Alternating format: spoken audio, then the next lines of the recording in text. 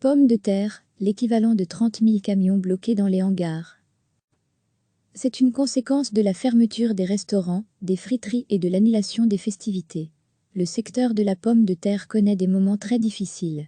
Que vont devenir toutes ces patates, stockées dans les hangars, et dont les usines ne veulent plus? Les agriculteurs seront-ils indemnisés? Enquête: j'ai toujours 2000 tonnes dans mon hangar, explique un agriculteur de la région montoise. Il tient à rester anonyme, par peur de représailles, car il ne mâche pas ses mots. On nous abandonne. J'entends que des indépendants sont soutenus par le gouvernement, parce qu'ils vont avoir un manque à gagner. Moi, ma récolte elle est vraisemblablement perdue. J'ai engagé des budgets énormes, j'ai dépensé de l'argent, pour acheter des plants, pour travailler, maintenant conserver les pommes de terre. Les frais courent, et il n'y a rien, comme aide ni compensation. Cet agriculteur réclame une aide du gouvernement.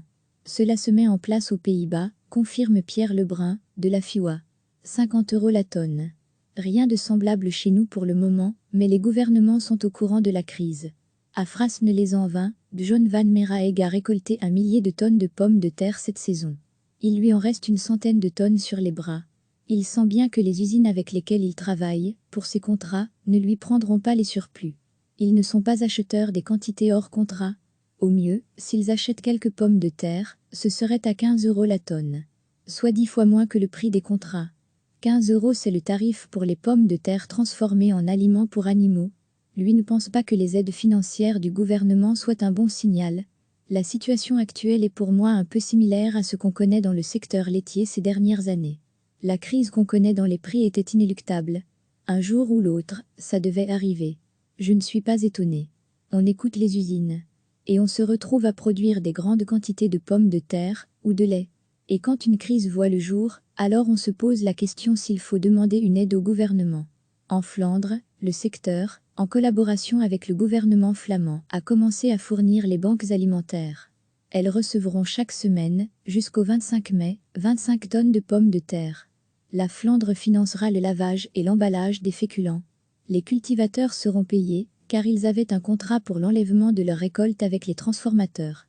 Pour l'instant, rien de similaire en Wallonie. Donner, pourquoi pas, réagit John Van Meeraeg. J'ai même songé à une solution extrême. Charger la benne, déverser les pommes de terre sur la place du village, ou dans un champ, et mettre une pancarte « Servez-vous ». Mais ce serait une forme de concurrence vis-à-vis des confrères qui vendent à la ferme, en vente directe. Ce n'est pas très réaliste. Et la vente directe, cela demande des gens à la ferme, en permanence, toute une organisation.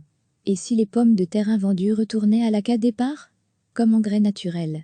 Il faudrait nous informer, nous les producteurs, nous dire si on peut valoriser ces pommes de terre comme engrais organique. Je ne sais pas si c'est possible, et si c'est autorisé, s'interroge notre agriculteur frasnois. Transformer les pommes de terre restantes en biogaz, en électricité verte, c'est une dernière piste pour évacuer les stocks. Mais nous paieront-ils seulement le prix du transport? Demande John Van Meeraeg. La Fédération des biométhanisateurs agricoles met en place une série de propositions en ce moment, confirme Julien Posa, administrateur de la FEBA. La majorité des installations wallonnes va accueillir des tonnes à un tarif préférentiel, et cela avec une priorité pour les entreprises wallonnes. Chacune des installations est occupée à faire un état de ses capacités, et nous pourrons d'ici peu fournir cette information aux producteurs. On parle d'une valorisation de 1000 à 2000 tonnes minimum par semaine et par site. 15 tonnes de pommes de terre permettent d'assurer la consommation annuelle d'électricité d'un ménage wallon. Pas encore d'informations officielles sur les tarifs pratiqués, mais la reprise des pommes de terre risque de se faire sans compensation financière. Alors que les unités de biométhanisation vont quand même tourner, avec nos pommes de terre, tout le monde va s'y retrouver sauf nous, s'emporte un autre agriculteur. En France et aux Pays-Bas, les producteurs doivent payer pour l'évacuation des pommes de terre, précise encore Julien Posa. Entre 500 et 750 000 tonnes de pommes de terre risquent de ne pas trouver d'acheteurs, résume Pierre Lebrun, FIWA. Notre pays, super exportateur de frites, paie le prix fort de la crise. Il faut absolument soutenir la consommation de pommes de terre pendant les prochains mois. Manger des pommes de terre, manger des frites, c'est le message à faire passer. Mais des produits belges, insiste-t-il. Ces dernières semaines, malgré la crise, des pommes de terre venues d'Israël étaient en tête de gondole de certains supermarchés. Ce qui avait suscité l'indignation des producteurs de chez nous. La Fédération Belga Pomme appelle les Belges à changer leurs habitudes et manger des frites 2 fois par semaine au lieu d'une. À voir ce qu'en penseront les experts en diététique. Recevez chaque matin l'essentiel de l'actualité. C'est une conséquence de la fermeture des restaurants, des friteries et de l'annulation des festivités. Le secteur de la pomme de terre connaît des moments très difficiles. Que vont devenir toutes ces patates, stockées dans les hangars, et dont les usines ne veulent plus? Les agriculteurs seront-ils indemnisés? Enquête. J'ai toujours 2000 tonnes dans mon hangar, explique un agriculteur de la région montoise. Il tient à rester anonyme, par peur de représailles, car il ne mâche pas ses mots. On nous abandonne. J'entends que des indépendants sont soutenus par le gouvernement, parce qu'ils vont avoir un manque à gagner. Moi, ma récolte elle est vraisemblablement perdue. J'ai engagé des budgets énormes, j'ai dépensé de l'argent, pour acheter des plants, pour travailler, maintenant conserver les pommes de terre.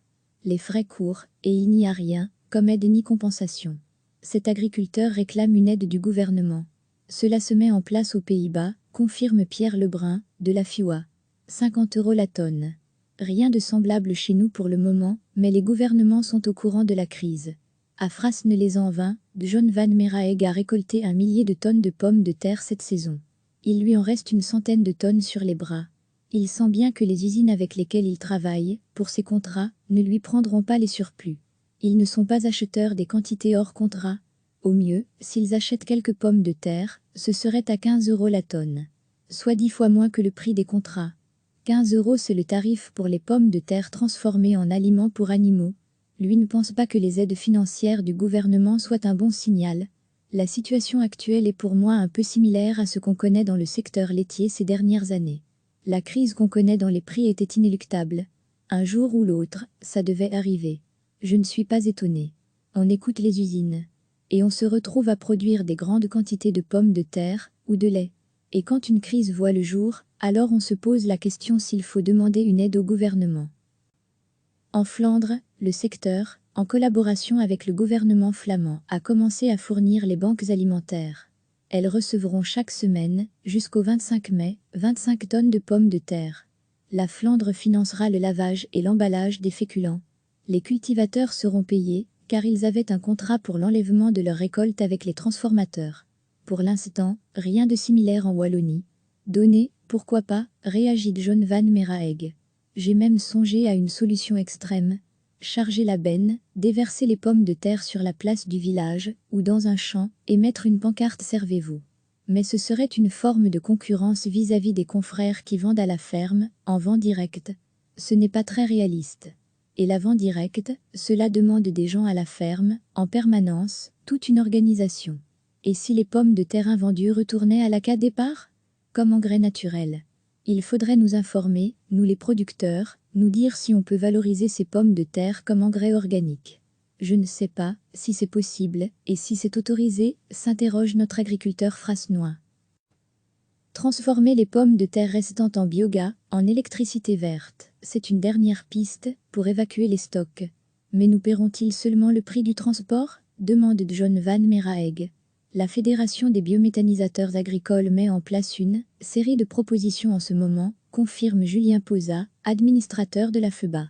La majorité des installations wallonnes va accueillir des tonnes à un tarif préférentiel, et cela avec une priorité pour les entreprises wallonnes. Chacune des installations est occupée à faire un état de ses capacités, et nous pourrons d'ici peu fournir cette information aux producteurs. On parle d'une valorisation de 1000 à 2000 tonnes minimum par semaine et par site. 15 tonnes de pommes de terre permettent d'assurer la consommation annuelle d'électricité d'un ménage wallon. Pas encore d'informations officielles sur les tarifs pratiqués, mais la reprise des pommes de terre risque de se faire sans compensation financière. Alors que les unités de biométhanisation vont quand même tourner, avec nos pommes de terre, tout le monde va s'y retrouver sauf nous, s'emporte un autre agriculteur. En France et aux Pays-Bas, les producteurs doivent payer pour l'évacuation des pommes de terre, précise encore Julien Posa. Entre 500 et 750 000 tonnes de pommes de terre risquent de ne pas trouver d'acheteurs, résume Pierre Lebrun, FIWA.